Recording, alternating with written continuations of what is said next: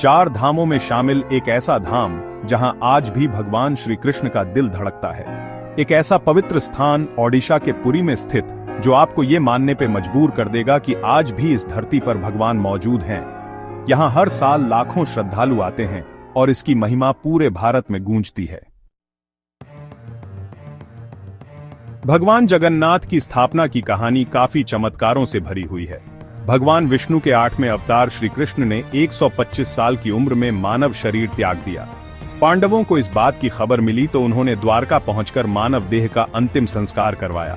लेकिन अंतिम संस्कार के दौरान एक घटना घटित हुई।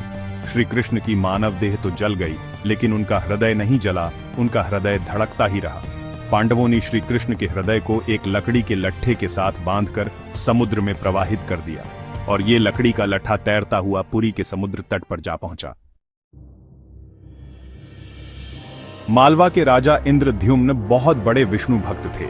एक दिन राजा इंद्रद्युम्न के सपने में भगवान विष्णु आए और उन्होंने कहा कि वे पुरी तट पर जाएं और वहां से तैरता हुआ लकड़ी का लट्ठा ले आएं और उससे मूर्ति का निर्माण करवाएं।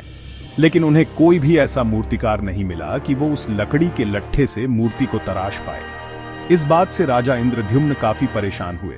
तभी एक दिन भगवान विश्वकर्मा मूर्तिकार के रूप में प्रकट हुए और उन्होंने कहा कि वे इस लकड़ी के लट्ठे से 21 दिनों के अंदर मूर्ति तैयार कर देंगे। लेकिन उनकी एक शर्त है कि इन 21 दिनों के अंदर कोई भी उस कक्ष में नहीं आएगा जहां मूर्ति बन रही है। राजा ने विश्वकर्मा की शर्त मान ली। कई दिनों तक कक्ष में मूर्ति बनने की आवाजें आती रहीं, लेकिन एक दिन आवाज आना बंद हो गई। राजा इंद्रद्युम्न की पत्नी ने उत्सुकता में आकर कक्ष का दरवाजा खोल दिया। विश्वकर्मा मूर्ति बनाने की शर्त पूरी न होने के कारण मूर्ति को अधूरा छोड़कर वहां से चले गए। विश्वकर्मा ने 3 मूर्तियों का निर्माण किया था, जिसमें श्री कृष्ण बड़े भाई बलराम और छोटी बहन सुभद्रा के साथ विराजमान है। ऐसा माना जाता है कि भगवान श्री कृष्ण का हृदय आज भी उस मूर्ति में धड़क रहा है। जगन्नाथ मंदिर की दीवारें भी रहस्यों और पहेलियों से भरी हुई हैं, जिन्होंने सदियों से भक्तों और विद्वानों को हैरान कर रखा है। बिना समझ में आने वाले आर्किटेक्चर के चमत्कारों से लेकर गुप्त रिचुअल्स तक, इस पुरानी जगह का हर कोना भगवान की कहानियां सुनाता है। जैसे जैसे हम आगे बढ़ते हैं, आइए हम उन अद्भुत घटनाओं और अनकहे रहस्यों को उजागर करें जो जगन्नाथ मंदिर को एक ऐसी जगह बनाते हैं जहां विश्वास और सुपरनैचुरल आपस में जुड़ते हैं। जगन्नाथ भगवान का मंदिर काफी रहस्यों से भरा हुआ है। हर साल जगन्नाथ भगवान की रथ यात्रा निकाली जाती है। ये रथ यात्रा गुंडीचा देवी के मंदिर से शुरू होती है। इस यात्रा में भगवान श्री कृष्ण, उनके बड़े भाई बलराम और बहन सुभद्रा तीनों को विशाल रथों में बिठाया जाता है। ये यात्रा 5 किलोमीटर लंबी होती है, जिसमें लाखों लोग भाग लेते हैं। जगन्नाथ पुरी की मूर्तियां लकड़ी की बनी हुई हैं। हर 12 साल में इन मूर्तियों को बदला जाता है और मंदिर के मुख्य पंडित द्वारा ब्रह्म पदार्थ को पुरानी मूर्ति से निकालकर नई मूर्ति में डाला जाता है।